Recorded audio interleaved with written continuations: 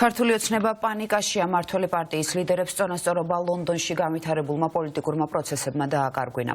ბრიტანეთის თემთა პალატის 14 წევრი მთავრობას მიმართავს მოთხოვნით გაიზიაროს შეერთებული შტატების პოლიტიკური გადაწყვეტილება და შესაბამისი სანქციები დაუწესოს ბიძინა ივანიშვილსა და მისი რეჟიმის ლიდერებს. პარალელურად ბრიტანელი პოლიტიკოსები საქართველოსთან სტრატეგიული პარტნიორობის შეჩერებასაც მოითხოვენ და თანაც უმოკლეს ვადებში. მმართველი პარტიის რეაქცია, როგორც ყოველთვის არაადეკვატური აღმოჩნდა ბრიტანეთის თემთა პალატის წევრებს ქართული ოცნება ღია წერილით პასუხობს, რომელშიც ისევ შეთქმულების თეორიებს განიხილავს.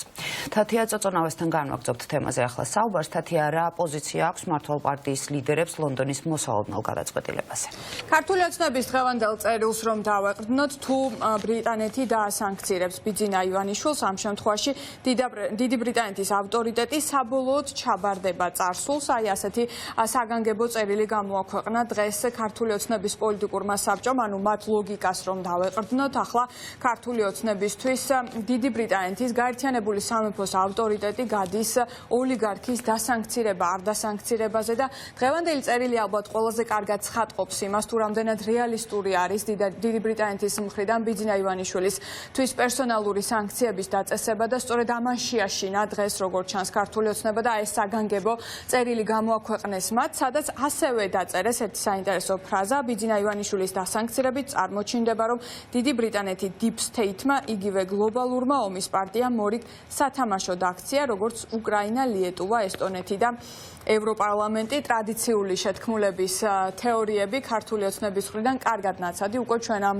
ასეთ შეთქმულების თეორიებს და კონსპირაციების თეორიებს ვისმენთ ხოლმე პოლიტიკური საბჭოს წერილობითი განცხადებებიდან და დღევანდელი დღეც ამ მხრივ არ აღმოჩნდა გამონაკლისი და ისევ შეთქმულების თეორიები გაავრცელა ქართულმა ოცნებამ, თუმცა აქაც ვერ არიან ჩამოყალიბებული, ესეც უნდა ითქვას, ვინაიდან წინა წერილში მაგალითად ასეთი მითითება იყო, რომ გლობალური ომის პარტიის დაკვეთით Deep State მართავს პროცესებს, ახლა ცოტა განსხვავებული ფორმულირება, მოკლედ კონსპირაციების თეორიებშიც ცოტა გარღვევა აქვთ, ანუ ვერ ჩამოყალიბდნენ მესიჯებზე, რაც შეეხება იმას, თუ რისი შეეშინდა ასე ქართულ ოცნებას. მოკლედ რომ ვთქვათ, თემთა პალატაში შედგა დოკუმენტი, სადაც 14-მა პოლიტიკოსმა მოითხოვა მთავრობისგან, რომ დასანქცირდეს ბიძინა ივანიშვილი.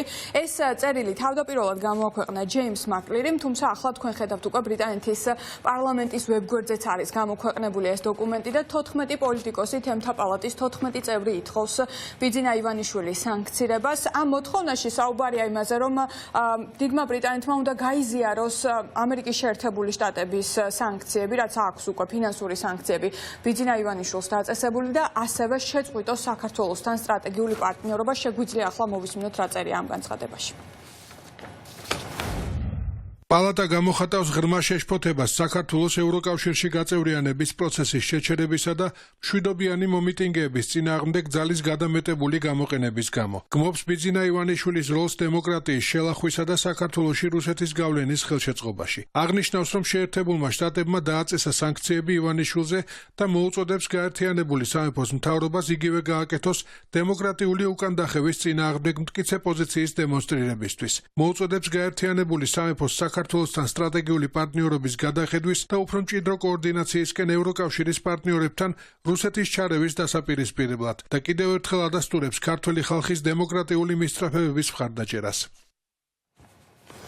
რაც შეეხება სტრატეგიულ პარტნიორობას, დღეს ხელისუფლების ოპონენტები საუბრობდნენ იმაზე, რომ რეალურად ახლა დიდი ბრიტანეთის მხრიდან სტრატეგიული პარტნიორობა საქართველოსთან შეიძლება ითქვას, რომ უკვე არის გაჩერებული, ვინაიდან მაგალითად ვორდროპის დიალოგი, რომელიც სტრატეგიული პარტნიორობის დისკუსიის ნაწილი იყო, ეს არის შეჩერებული მას შემდეგ, რაც ქართულმა ოცნებამ ღიად უკვე განაცხადა მისი პრორუსული კურსის შესახებ, მათ შორის მას შემდეგ, რაც მეორედ შემოაბრუნა ქართულმა ოცნებამ რუსული კანონი, დიდი ბრიტანეთი იყო ერთ-ერთი ყველაზე აქტიური ქვეყანა, ვინც გადაწყვიტა ხისტად ეპასუხა ქართული ოცნების ასეთი გეზისთვის და შეჩერებული ამ დროისთვის ვორდროპის დიალოგი, პროექტების დიდი ნაწილი და ფინანსური დახმარების დიდი ნაწილი, რაც ოპოზიციის შეფასებით უტოლდება იმას, რომ სტრატეგიული პარტნიორობა ამ დროისთვის არის შეჩერებული და რაც ყველაზე მნიშვნელოვანია არის ის, რომ ბრიტანეთი ახლა მუშაობს არა მხოლოდ ბიძინა ივანიშვილის, როგორც მთელი ამ პროცესის მთავარი შემოქმედის სანქცირებაზე, არამედ ამ პროპაგანდის მთავარი ღერძის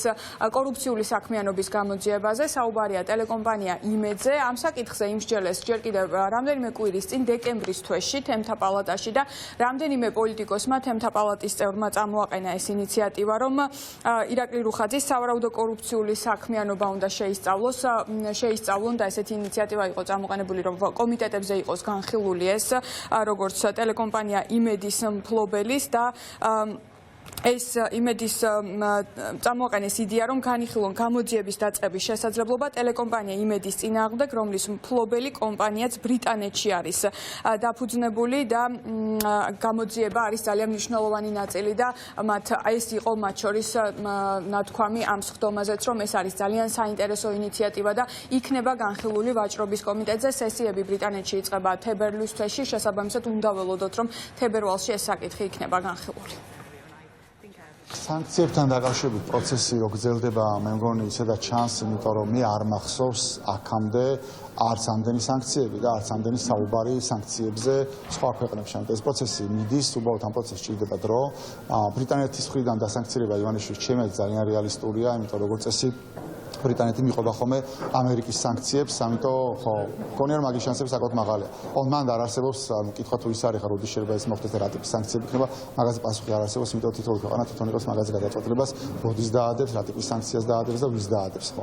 ბრიტანეთმა რომ გააკეთო, გაიმეოროს ისაც ამერიკამ გააკეთა, ეგ არის ძალიან რეალისტური, იმიტომ რომ ზოგადად ეგეთი ტრადიციასავით არის. დამკვიდრებული პრაქტიკაა, რომ ბრიტანეთი მიყვება ხოლმე ამერიკის სანქციებს. არა მხოლოდ მოსალოდნელი, არამედ ვფიქრობ, რომ ფაქტიურად, ასე ვთქვათ, შემდგარი ფაქტია, რომ ივანიშვილის და მისი რეჟიმის წინააღმდეგ ფინანსური სანქციების დაწესება მოხდება უკვე ევროპაშიც, მოხდება მათ შორის დიდ ბრიტანეთში, იმიტომ რომ ძალიან კოორდინირებულად მუშაობს როგორც წესი გაერთიანებული სამეფო და ამერიკის შეერთებული შტატები სანქცირებას რაც შეეხება.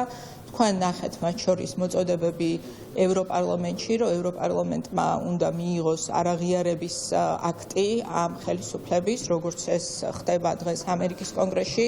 თქვენ ნახეთ მოწოდებები ევროპარლამენტარების მხრიდან, რომ დროა ევროკავშირმაც მიიღოს ფინანსური სანქციები რეჟიმის წინააღმდეგ, ამიტომ მე უახლოეს თვეებში, უახლოეს კვირებში ველოდები სანქციების რეჟიმის გლობალურად დამძიმებას. დიდი ბრიტანეთი როგორც არაწევრი ქვეყანა ევროკავშირის არ ექვემდებარება იმ კონსენსუსის წესს, რაც არსებობს ევროკავშირის 27 წევრ ქვეყანაში და შესაბამისად ინდივიდუალური გადაწყვეტილებით შეუძლია დაუწესოს ინდივიდუალური ტარგეტირებული სანქციები ივანიშვილს, მის ოჯახის წევრებს, მის გარემოცვას, მასთან შეზრდილ ეგრეთ წოდებულ ბიზნესებს, ფხაკაძეებს, რუხაძეს, ჩხარტიშვილს თუ სხვას, როგორც ეს გააკეთა ამერიკის შეერთებულმა შტატებმა ბიძინა ივანიშვილთან მიმართებაში. როდესაც დაიწყება სანქცირების პროცესი და საუბარია არა მხოლოდ ბიძინა ივანიშვილის სანქცირებაზე, რომელიც უშინ გახდა ცნობილი, არამედ მათ შორის ირაკლი რუხაძის, რომელიც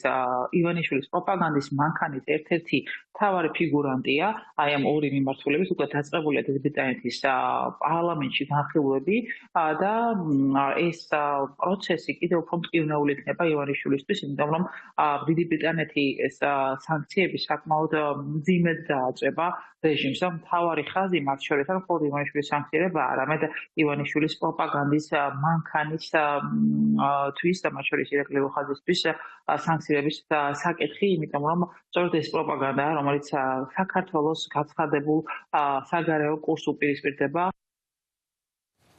ამერიკის შეერთებული შტატები და დიდი ბრიტანეთი სანქციებთან დაკავშირებით ერთმანეთში მჭიდრო კოორდინაციაში არიან. ამაზე მიუთითებს მათ შორის ის გადაწყვეტილება, რომელიც რამდენიმე კვირის წინ დეკემბრის თვეში მიიღო ორმა დიდმა ქვეყანამ, შეერთებულმა შტატებმა და დიდმა ბრიტანეთმა, რომლის მიხედვითაც დაუწესეს სანქციები, როგორც ფინანსური, ასევე სავიზო ვახტანგ გომელაურს და მის ქვეშევრდომებს და ვინაიდან ახლა უკვე ამერიკის შეერთებული შტატების გადაწყვეტილებით ბიძინა ივანიშვილიც არის ფინანსურად დასანქცირებული, არსებობს ლოგიკური მოლოდინი იმის, რომ დიდი ბრიტანეთი ძალიან მალე ასევე იზიარებს ამ სანქციებს და დაასანქცირებს ბიძინა ივანიშვილს ფინანსურად, რისიც ქართულ ოცნებას ასე ძალიან ეშინია.